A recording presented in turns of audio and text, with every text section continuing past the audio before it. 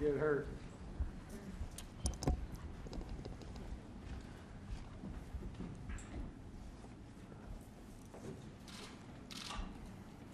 Every once in a while, as president, you get to invite close friends into the Oval. I was kidding these guys before. This is American labor, and I've said from the beginning of my campaign throughout my whole career, the middle class built this country and labor built the middle class. And I think we have an incredible opportunity to make some enormous progress in creating jobs, good paying jobs, Davis-Bacon, prevailing wage jobs, to rebuild the infrastructure of this country in a way that everybody knows has to be done. I promised, and a lot of these folks have been my friends for a long, long, long time.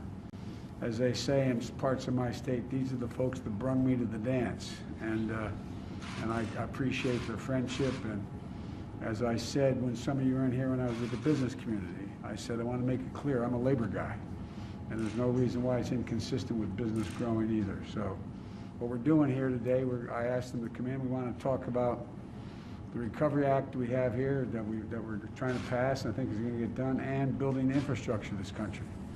We are so far behind the curve. We rank something like 38th in the world in terms of our infrastructure. Everything from canals to highways to airports to everything we can do and we need to do to make ourselves competitive in the 21st century.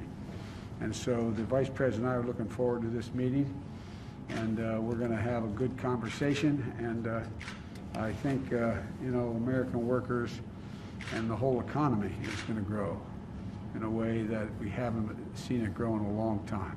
This is the time for us to move. So, at any rate, I'll let you know we're going to have a long conversation here. I don't know how long, but we're going to have a conversation as long as they're willing to put up with me and talk about how we're going to get this done. So, thank you all for coming in. Appreciate it. Mr. President, what did you learn from Americans last night about what they want in this plan? I learned based on the polling data, they want everything that's in the plan. Not a joke. Everything that's in the plan. The fact is that I asked a rhetorical question. Those who oppose the plan, what don't they like? What particular program don't they like? Don't they want to help people with nutrition? Don't they want to help people be able to pay their mortgages? Don't they want to help people get their unemployment insurance? Don't they want to make sure that people are able to stay in their homes without being thrown out of their homes in the middle of this god-awful pandemic? What don't they like?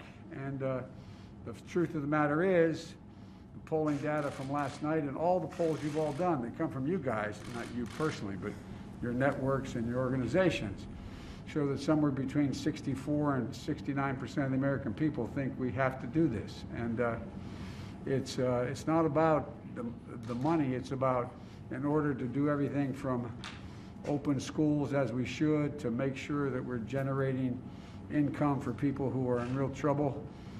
It's about how much it costs. The federal government has to chip in, make sure we get this done.